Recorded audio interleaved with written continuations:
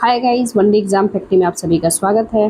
Guys, आज हम लोग करेंट अफेयर्स कंप्लीट करेंगे। आज हो गया आपका 27 तारीख, ठीक है, 27 जून। जितना भी न्यूज़ द हिंदू में, इंडियन एक्सप्रेस, पीआईबी है ना, जितने भी सारे न्यूज़ है ये सारे हम लोग कंप्लीट करने वाले हैं।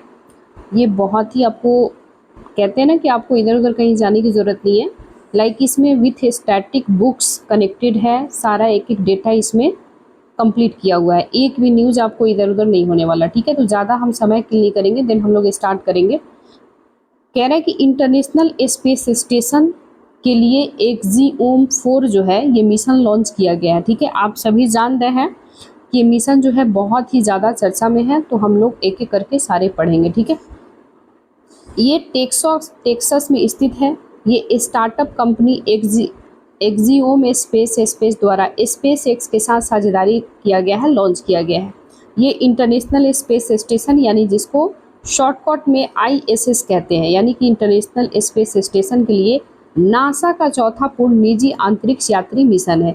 इस मिशन के टीम में संयुक्त राज्य अमेरिका है, भारत है, पोलैंड है और हंगरी है, ठीक है। तो एक तो याद रखना है कि इस मिशन में केवल भारत नहीं है, इसमें यानी कि संयुक्त राज्य अमेरिका है, भारत है, पोलैंड है और हंगरी है, ठीक है। यानी कि 4 कंट्री को नाम आपका याद रखना है। इसके साथ ही अंतरिक्ष यात्री इसमें शामिल है। शुभांशु शुक्ला, आपको पता है कि ये भारत से जा रहे हैं, भारत के भागीदारी के तौर पे, ठीक है। तो शुभांशु शुक्ला 1984 के बाद से, यानी कि सबसे पहले राकेश शर्मा को 1984 में भेजा गया था और ये सेकेंड नंबर के व्यक्ति हैं, यानी कि शुभांशु शुक्ला। तो ये 1984 के बाद से अंतरिक्ष में जाने वाले भारत के दूसरे राष्ट्रीय अंतरिक्ष यात्री होंगे। तो पहला कौन है क्वेश्चन बनेगा, तो 1984 में राकेश शर्मा को भेजा गया था। उस समय सोवियत संघ यानी जिसको USSR जिसको बोलते हैं, USSR यानी कि रसिया जो है उस समय USSR कहा जाता था, ठीक है।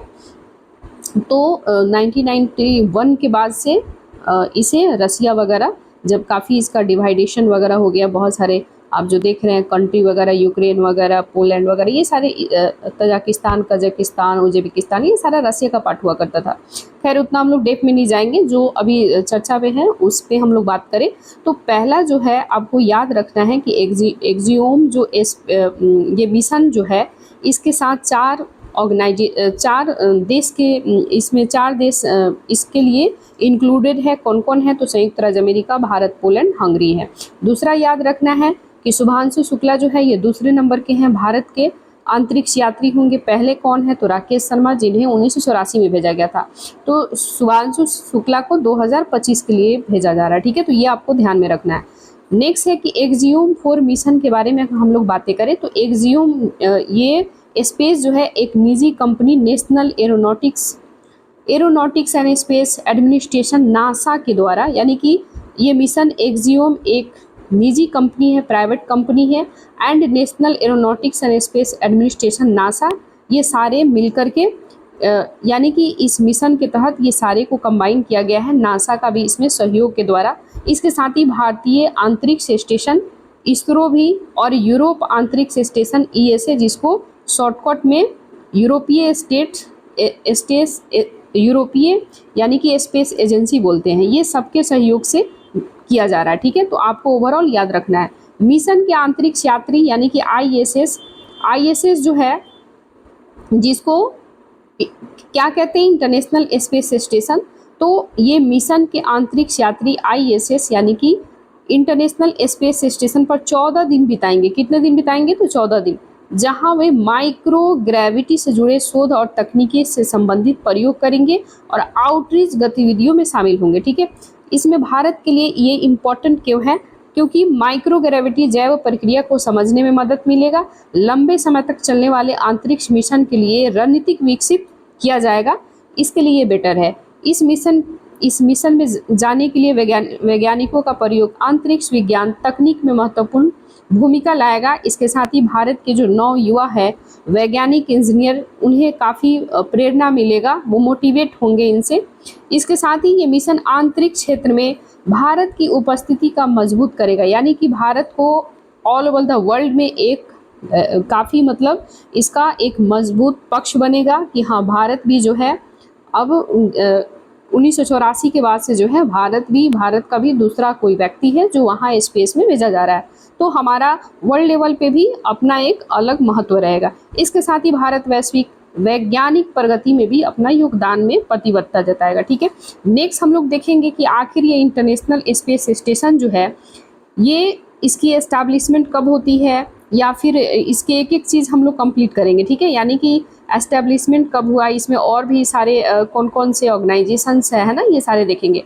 तो इंटरनेशनल स्पेस स्टेशन जो है इसके बारे में बात करें तो ये आपका हो गया स्टैटिक पोर्शन। ठीक है, तो स्टैटिक पोर्शन को भी हम लोग देखेंगे। ये एक रहने योग्य यानी कि कृत्रिम उपग्रह है, यानी कि आर्टिफिशियल उपग्रह है। ठीक है, जो 370 से लेकर के 460 किलोमीटर की ऊंचाई पर पृथ्वी की निचली कक्षा में स्थित है। ISS यानी कि इंटरनेशनल स्पेस स्टेशन जो है ये इसके प्रमुख साझेदारी देश कौन कौन है, तो यूरोपीय है, यूरोपीय देश है, यानी कि EU जिसको बोलते हैं, यूरोपीय यूनियन यानी कि यूरोपीय देश, यूरोप अंतरिक्ष एजेंसी के माध्यम से, इसके साथ ही संयुक्त राज्य अमेरिका का नासा है, जापान का जैक्सा है, और इसके साथ ही कनाडा का कैनेडियन स्पेस भी है, और रूस का रोसकोसमोस भी है। ठीक है, तो ये आपको ध्यान रखना है। इसका पहला हिस्सा जो है 1998 में अंतरिक्ष में भेजा गया था।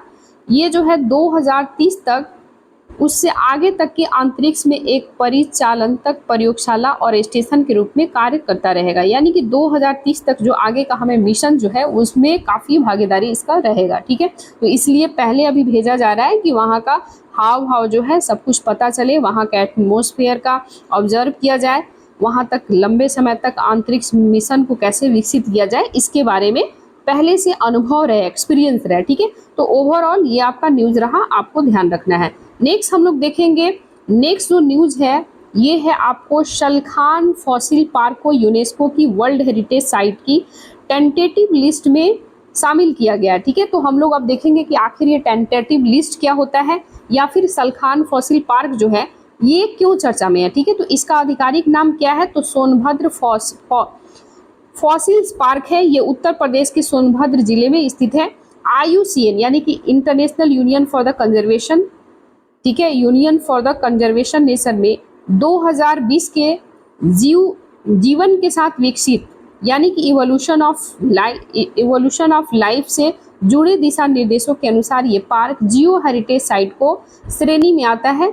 और इसके साथ ही ये यूनेस्को यानी कि ये पार्क जो है यूनेस्को को 2021 के पृथ्वी के इतिहास और जीवन के विकास से जुड़े मानकों पे भी खरा उतरता है। ठीक है, तो ओवरऑल आपको ये ध्यान में रखना है कि इवोल्यूशन ऑफ लाइफ यानी जीवन के विकास के लिए ये इससे जुड़े दिशा निर्देश पे ये पार्क जो है जियो हेरिटेज साइट की श्रेणी में आता है।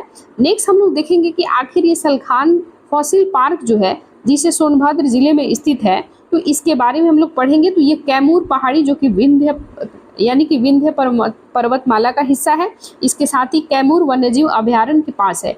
ये दुनिया के सबसे पुराने अच्छी तरह के संरक्षित जीवाश्म स्थलों में से एक है। ये जीवाश्म करीब 1.4 बिलियन यानी कि 140 करोड़ साल पुराना है। ठीक है, इसी स्थल पर पाए जाने वाले जीवाश्म स्टेटोमेटोलाइटस शामिल है, जो कि साइनोबैक्टीरिया या फिर नीले हरे शैवाल के समूहों से बनाए जाते हैं।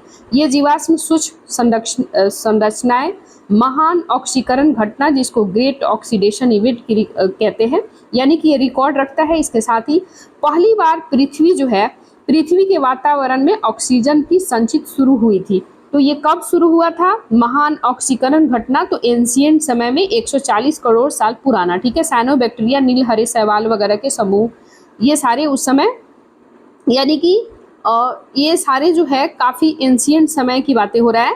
तो ओवरऑल आपको ये सारे पढ़ के जाना है। शलखान फॉसिल पार्क आखिर ये स्थापित जो हो रहा है उत्तर प्रदेश के सोनभद्र जिले में, तो ये इम्पोर्टेंस इतना क्यों है। इम्पोर्टेंस की बातें करें तो प्राचीन वातावरण को समझने में, यानी कि हमारे जो एंशिएंट समय के जो इन्वायरमेंट वगैरह है उसको समझने में काफ़ी हेल्पफुल होगा। और इस पार्क में विभिन्न प्रकार के स्टेटोमेटोलाइट्स भी पाए जाते हैं, जैसे कि गुंबदकार यानी कि जिसको डोमल बोलते हैं, स्तंभकार यानी कि कुलुमनर बोलते हैं, और परतदार स्ट्रैट फॉर्म बोलते हैं, यानी कि पुराने समय में जल की गहराई, तलछट, सेडिमेंट्री और लहरों की गतिविधियों में हुए बदलाव को दर्शाता है। प्री कैम्ब्रियन काल का भी जानकारी मिलेगा। इसके साथ ही ये स्थल हेरिटेज फॉसिल रिकॉर्ड में भी महत्वपूर्ण रिक्त स्थानों को भी भरता है, क्योंकि प्री कैम्ब्रियन युग को ये प्रदर्शित करता है। इसके साथ ही ये पृथ्वी के इतिहास में 85% हिस्से को कवर करता है। अब तक दुनिया भर में बहुत कम वर्णित किया गया है। तो आपको ये पढ़ के जाना है। इसके बारे में जब ये बात हो रहा है कि वर्ल्ड हेरिटेज साइट, तो इसके बारे में भी हम लोग पढ़ेंगे कि भाई ये यूनेस्को के वर्ल्ड हेरिटेज साइट आखिर क्या है। ठीक है, तो यूनेस्को वर्ल्ड हेरिटेज साइट की हम लोग बातें करें तो विश्व धरोहर स्थल है। विश्व धरोहर स्थल वैसे स्थान को कहते हैं जिन्हें यूनेस्को के द्वारा यानी कि अद्वितीय सार्वभौमिक मूल आउटस्टैंडिंग यूनिवर्सल वैल्यू के लिए मान्यता दिया जाता है। ठीक है, इन स्थलों को सुरक्षा किया जाता है, संरक्षण उसका प्रोटेक्शन किया जाता है, अंतर्राष्ट्रीय समझौते होते हैं और इसके तहत विश्व में सांस्कृतिक प्राकृतिक धरोहर संरक्षण संधि यानी कि वर्ल्ड हेरिटेज कन्वेंशन भी इसे कहा जाता है। यानी कि उसका प्रोटेक्शन करना, उसका ऑब्जर्वेशन करना, ठीक है, उसकी वैल्यू को समझना, उसके हेरिटेज को प्रोटेक्ट करना, ये सारे इस लिस्ट में यानी रखा जाता है। इसके साथ ही ये स्थल निम्नलिखित 3 श्रेणी में होते हैं: सांस्कृतिक धरोहर, प्राकृतिक धरोहर और मिश्रित होते हैं, जिन्हें सांस्कृतिक और प्राकृतिक दोनों तरह का महत्व होता है। तो ये न्यूज़ आपको ओवरऑल पढ़ के जाना है क्योंकि प्रीलिम्स में कहीं से भी क्वेश्चन पूछा जा सके और ये सभी एग्जाम के लिए बहुत इंपॉर्टेंट है। ठीक है गाइज, एक मतलब 2-4 दिन में ना हम जैसे मेरा टेलीग्राम वगैरह बना लेते हैं तो फिर हम ये सारे पीडीएफ, आपको पीडीएफ के लिए सोचना नहीं पड़ेगा। ठीक है, केंद्रीय मंत्रिमंडल ने आपातकाल की उद्घोषणा के 50 वर्ष पूरे होने पर एक संकल्प पारित किया। यानी कि केंद्रीय मंत्रिमंडल जो है आपातकाल यानी कि नेशनल इमरजेंसी जो 1975 में हुआ था इंदिरा गांधी के समय में, तो उसी का 50 वर्ष पूरा होने के लिए एक संकल्प पारित किया गया है। तो हम लोग एक एक करके पढ़ेंगे। केंद्रीय मंत्रिमंडल ने 25 जून 2025 को भारत में आपातकाल की उद्घोषणा 50 वर्ष पूरे होने के उपलक्ष्य में एक संकल्प पारित किया है। 25 जून 1975 को संविधान के आर्टिकल 352 के तहत आंतरिक अशांति के खतरे होने के हवाला देते हुए राष्ट्रीय आपातकाल की घोषणा इंदिरा गांधी के समय किया गया था। लेकिन 1975 से पहले 2 बार राष्ट्रीय आपातकाल हो चुका है, लगाया जा चुका है। 1975 से पहले कब 1962 में जब चीन के साथ युद्ध हुआ, दूसरा 1971 में जब पाकिस्तान के साथ युद्ध हुआ। ठीक है, नेक्स्ट है कि राष्ट्रीय आपातकाल आखिर ये होता क्या है। ठीक है, तो ये आपका स्टैटिक पोर्शन हो गया कि भाई ये तो चलो नेशनल इमरजेंसी चर्चा है, लेकिन अब हमको एग्जाम ओरिएंटेड पढ़ना है तो उसके लिए आपको एग्जाम ओरिएंटेड नेशनल इमरजेंसी के बारे में जानना है कि आखिर पॉलिटी का कौन कौन से आर्टिकल है, ये सारे, इसका कॉन्स्टिट्यूशन अमेंडमेंट एक्ट कौन कौन सा है, ये सारे हमको पढ़ के जाना होगा, जिससे कि एग्जाम आपको कहीं से भी क्वेश्चन अगर पूछे तो आप गलत नहीं करें। तो ये 3 प्रकार के होता है, 3 टाइप का नेशनल इमरजेंसी। एक होता है राष्ट्रीय आपातकाल यानी कि नेशनल इमरजेंसी आर्टिकल 352 के तहत लगता है। दूसरा होता है राष्ट्रपति शासन यानी कि राष्ट्रपति रूल्स उस पर करते हैं यानी कि आर्टिकल 356 के तहत। और तीसरा होता है फाइनेंशियल इमरजेंसी यानी कि वित्तीय आपातकाल 360 के तहत। तो राष्ट्रीय आपात की बातें करें, राष्ट्रीय आपात की उद्घोषणा इस आधार पर होता है कि राष्ट्रीय आपात की उद्घोषणा राष्ट्रपति के द्वारा जब उन्हें ऐसा लगता है कि भारत के किसी भी भाग की सुरक्षा को यानी सुरक्षा या फिर युद्ध या फिर बाहरी आक्रमण सशस्त्र विद्रोह का खतरा महसूस हो तो राष्ट्रपति के द्वारा लगाया जाता है। सशस्त्र विद्रोह की बातें करें तो ये शब्दावली जो है यानी ये शब्द कब ये किया गया था तो 44वें संविधान संशोधन 1978 में। ठीक है, आंतरिक अशांति की जगह ये जोड़ा गया था। ठीक है, संसदीय अनुमोदन की बातें करें यानी कि संसद की अनुमोदन लेना बहुत जरूरी होता है। तो ये आपातकाल की उद्घोषणा अधिसूचित होने के लिए 1 महीने के भीतर संसद के दोनों सदन का मतलब लोकसभा राज्यसभा दोनों, ठीक है, यानी कि upper house and lower house दोनों के लिए मैंडेटरी होता है। ठीक है, दोनों से अनुमति लेना। ठीक है, इसके साथ ही इसे आगे जारी रखने के लिए 6 महीने में संसद की स्वीकृति लेना होता है।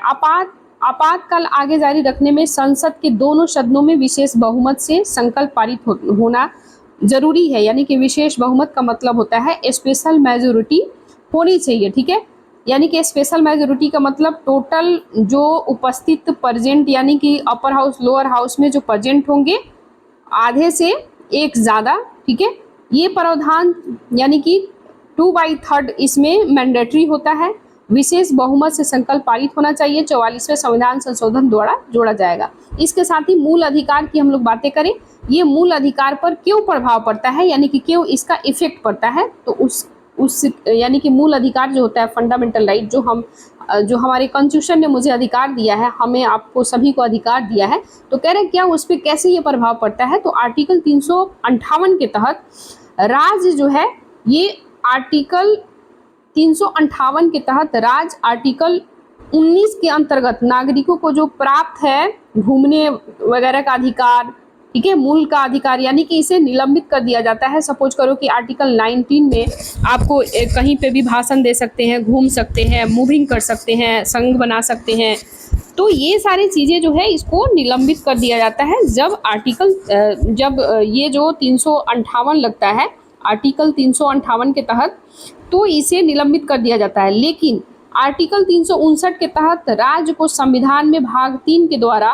प्रदत्त मूल अधिकारों में परिवर्तन को निलंबित करने का अनुमति भी देता है। लेकिन 44वें संविधान संशोधन के द्वारा आपातकाल के दौरान आर्टिकल 20 और आर्टिकल 21 को, यानी कि आर्टिकल 20 कहता है कि अपराधों के लिए दोष सिद्धि के संबंध में संरक्षण, और आर्टिकल 21 कहता है कि प्राण एवं दैहिक स्वतंत्रता का संरक्षण, ये दोनों को नहीं निलंबित किया जाएगा। तो आपसे बार बार पॉलिटी में क्वेश्चन पूछता है कि कौन से आर्टिकल है जो अगर 358 या 359 वगैरह देश में लगाए जाते हैं, ठीक है, या फिर जब राष्ट्रपति शासन लगता है तो कौन सा आर्टिकल जो है निलंबन नहीं होता है, ये अक्सर क्वेश्चन पूछता है, तो आपको ओवरऑल पढ़ के जाना है, ठीक है।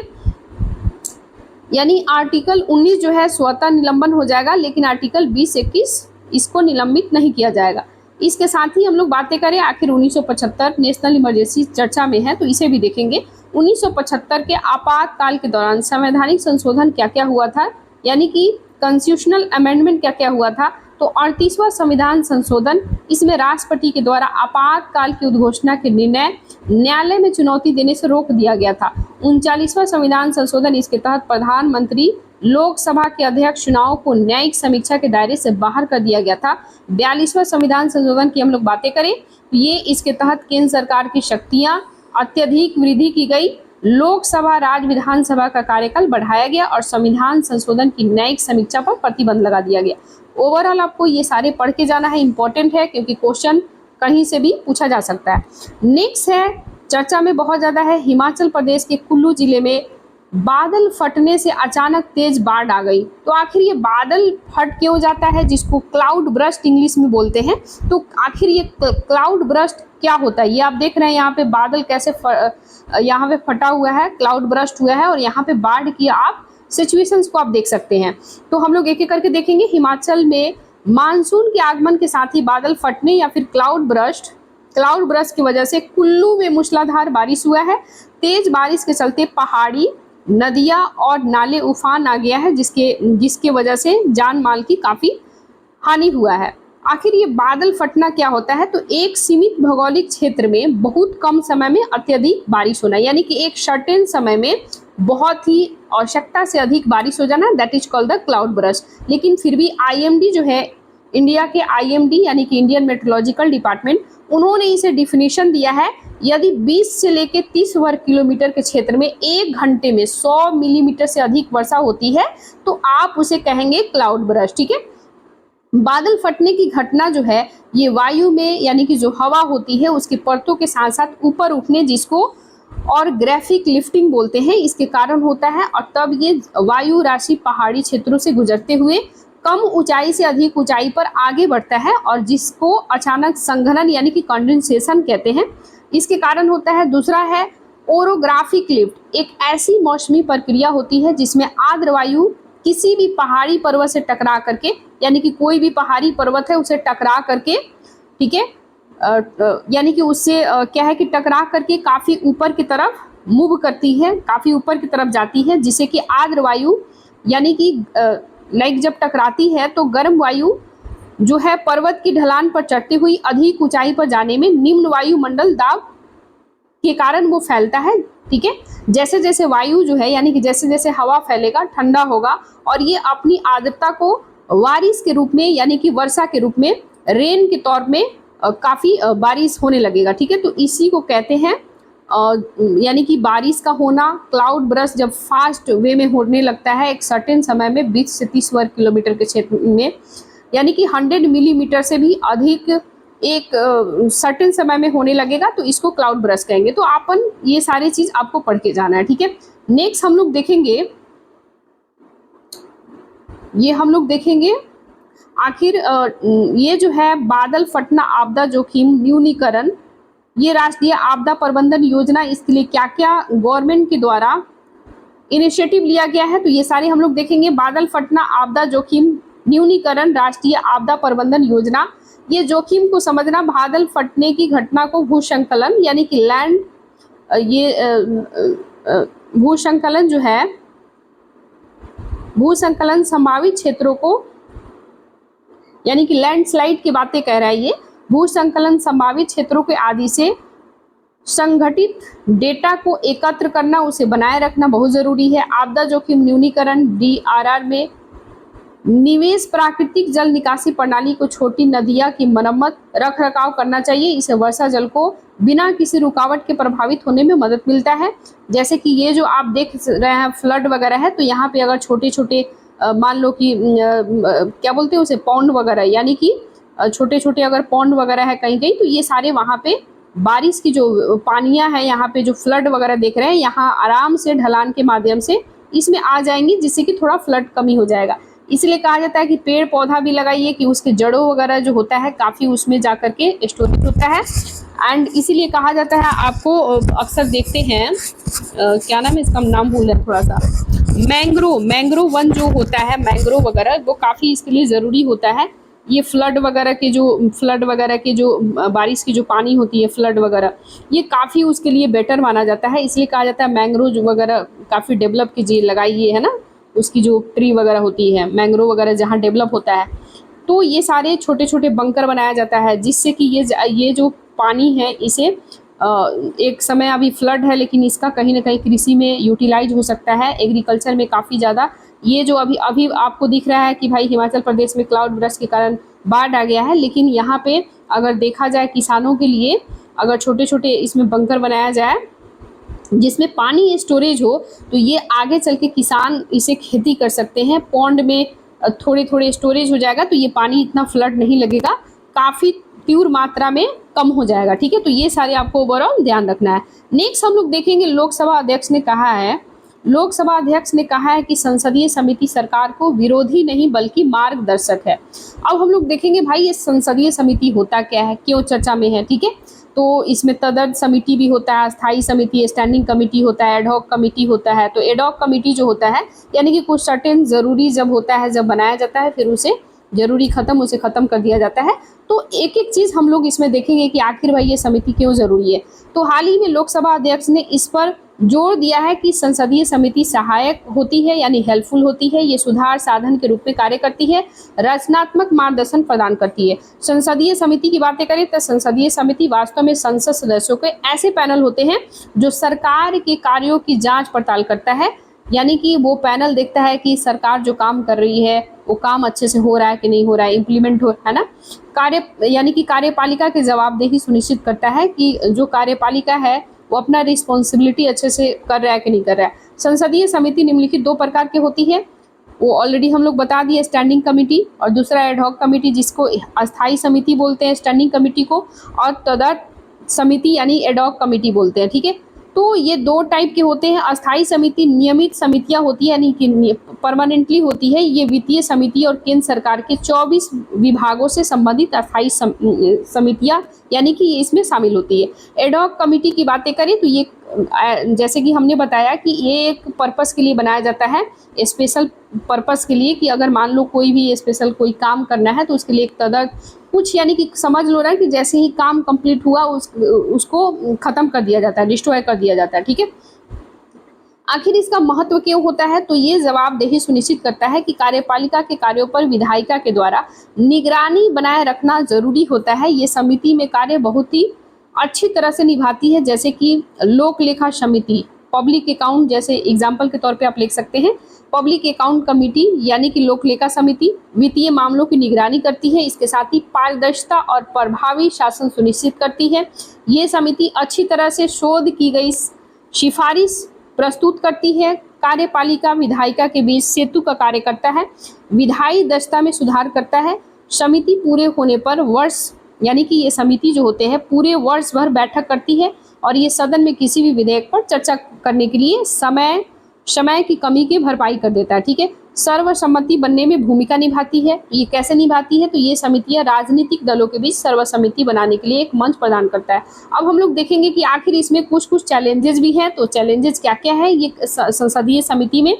इन समिति के कार्यकाल काफ़ी छोटा होता है। इसके अलावा ये समय पर, यानी कि ये समय पर समिति का गठन भी नहीं होता है। ये कभी बंद दरवाजे के भीतर होता है, यानी कि जैसे हम लोग अभी जो हो रहा है, जो लाइव दिखाया जाता है, तो वैसे नहीं होता है। एक बंद दरवाजे एज लाइक मीटिंग की तरह आप समझ लो। ठीक है, ये समिति की बैठक में संसद की उपस्थिति कम रहती है, यानी कि काफ़ी लेस मात्रा में रहती है।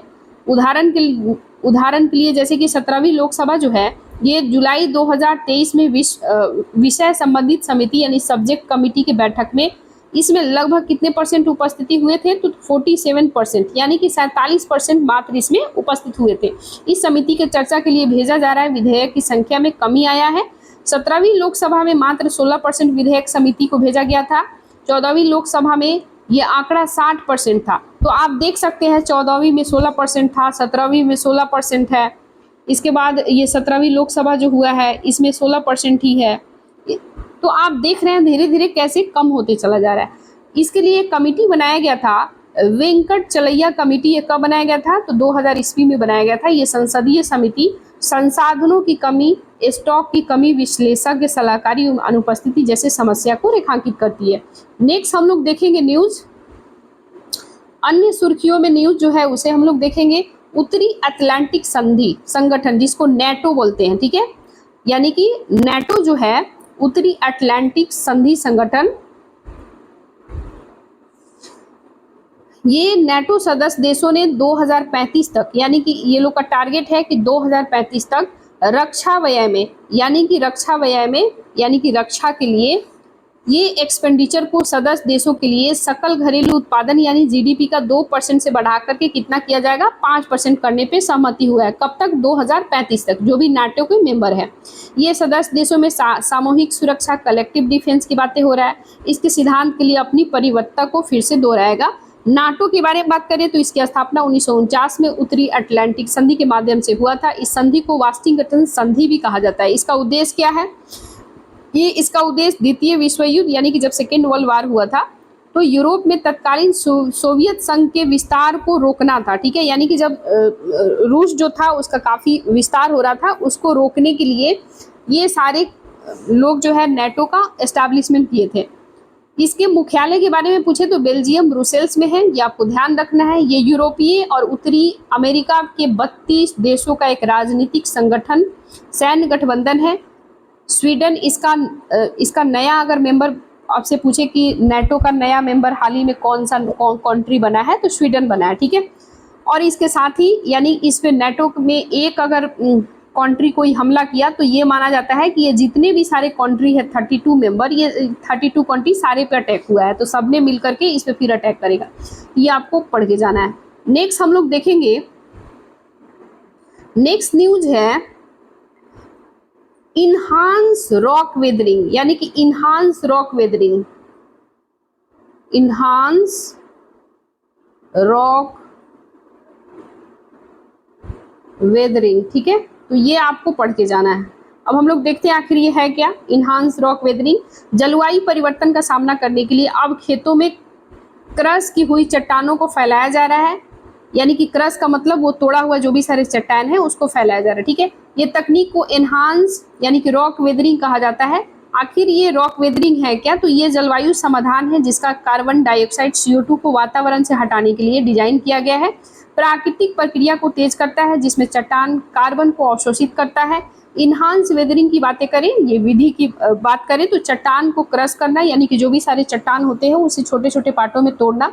जब चट्टान को महीन कण में बदला जाता है तो उनका सतह क्षेत्र बढ़ जाता है, जिससे कि हवा या पानी में मौजूद CO2 जो होता है उसके साथ ही तेजी से प्रतिक्रिया करता है। आमतौर पर इस्तेमाल किए जाने वाली चट्टान की बातें करें तो ओलिवियन जो है ये तेजी से अपक्षयित होती है और धूल को समुद्र तटों महासागरों में फैलने से कार्बन जमा हो सकता है, समुद्र को अम्लीयता कम हो सकता है। बोसाल्ट चट्टान की बातें करें, ओलिवियन चट्टान, बोसाल्ट चट्टान। ठीक है, जब इस खेतों में डाला जाता है इसे, तो ये न केवल CO2 को कैप्चर करता है, इसके साथ ही ये मिट्टी को भी पोषण भी प्रदान करता है, जो फसल पैदावार के लिए काफी बेटर होता है। तो आपको पढ़ना है, ठीक है। नेक्स्ट हम लोग देखेंगे, नेक्स्ट है, ये तो हो सकता है पीटी में 100% आने की संभावना बढ़ जाती है, अंतर्राष्ट्रीय आलू केंद्र, ठीक है। यानी कि इंटरनेशनल पोटैटो सेंटर की बातें करें तो केंद्रीय मंत्रिमंडल ने उत्तर प्रदेश के आगरा में अंतर्राष्ट्रीय आलू केंद्र, दक्षिण एशिया क्षेत्रीय केंद्र की स्थापना को मंजूरी दे दिया है। तो आपको पढ़ के जाना है। अब हम लोग देखेंगे इसकी स्थापना कब हुआ था अंतर्राष्ट्रीय आलू केंद्र का, तो 1971 में इसकी स्थापना हुआ था। जैसे कि पोटैटो, शकरकंद यानी स्वीट पोटैटो, एनडी क्षेत्रों की बातें करें तो इसमें यानी कि जड़ कद वाली फसलें जो होती है, एडेन, रूट्स एंड ट्यूबर्स वाले शोध, जो भी सारे शोध वगैरह होता है, यानी कि ये जो भी जड़, कंद, फल, ये सारे इस टाइप के जो भी यानी जो लाइक बोले आलू वगैरह हो गया, स्वीट पोटैटो हो गया, तो इन सब कहाँ कहाँ पे पाया जाता है, तो ये अफ्रीका, एशिया, लैटिन अमेरिका 20 से अधिक देशों में अनुसंधान केंद्र है, यानी रिसर्च का केंद्र है।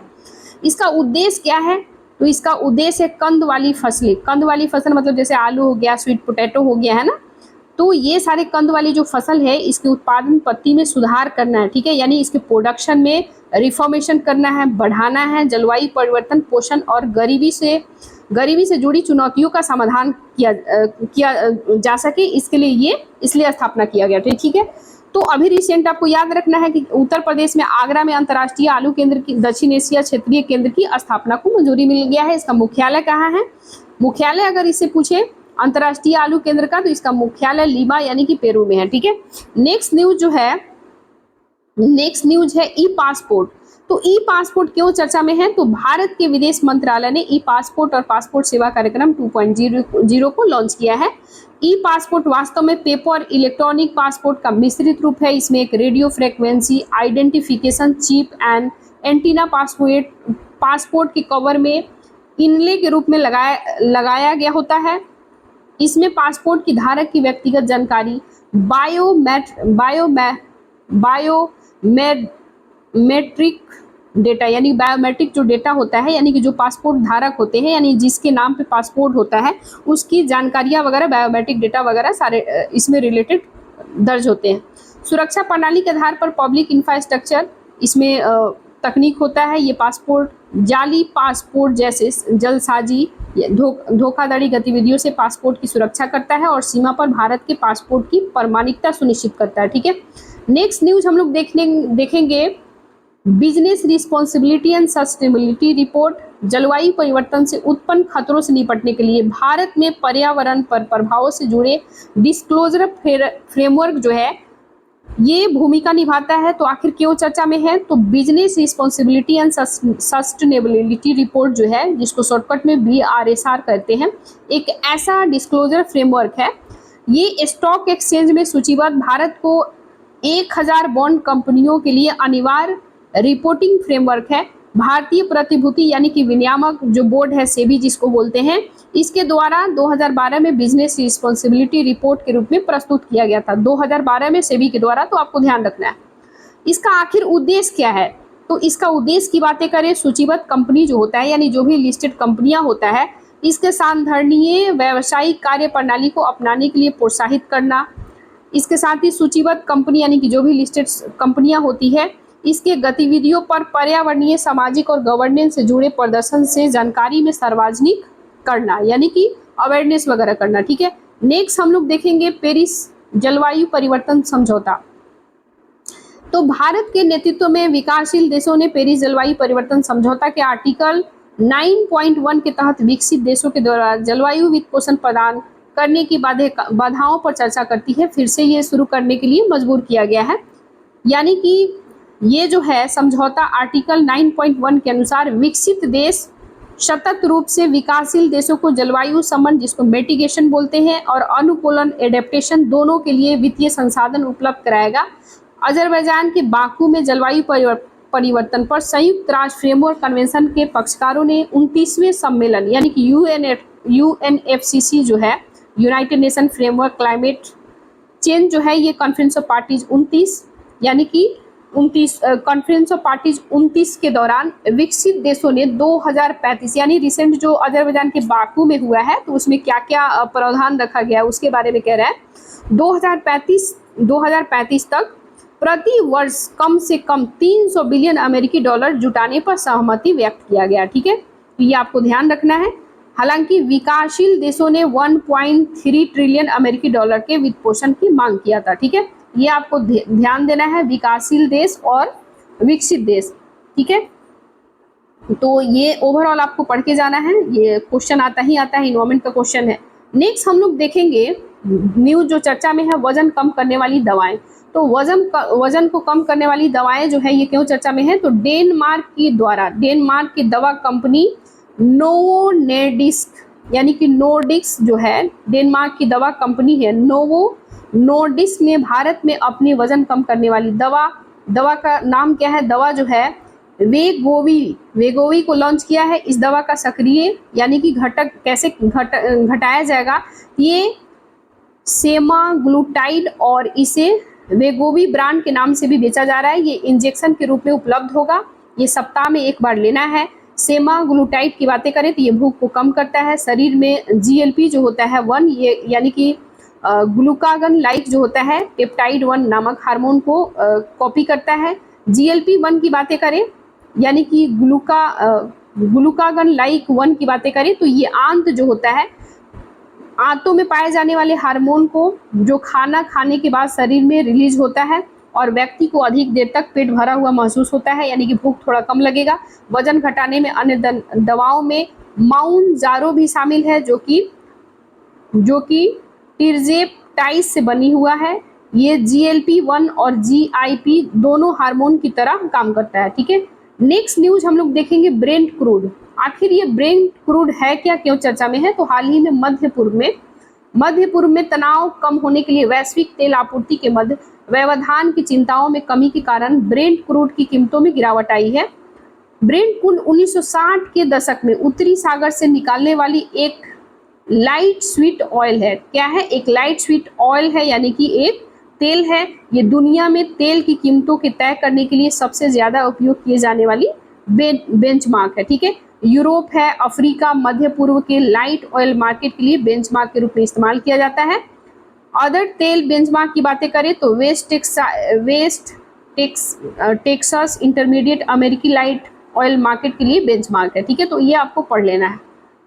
नेक्स्ट हम लोग देखेंगे AI, ये क्यों चर्चा में है, AI powered advance traffic management. ठीक है, ATMs जिसको शॉर्टकट में बोलते हैं, तो इसके द्वारा AI power advance traffic management जो है ये भारत का पहला AI संचालित एडवांस ट्रैफिक मैनेजमेंट सिस्टम वाला एक्सप्रेसवे बना है। ठीक है, इसे IHMCL यानी कि Indian highway management company limited के द्वारा लागू किया गया है। ठीक है, इसके बारे में अगर हम लोग बातें करें, एडवांस ट्रैफिक मैनेजमेंट सिस्टम ये तकनीक जो है इसका एक ऐसा समूह है, इनका उपयोग सड़क और राजमार्गों का यातायात अधिक कुशल, सुरक्षित और विश्वसनीय बनाने के लिए उपयोग किया जाता है।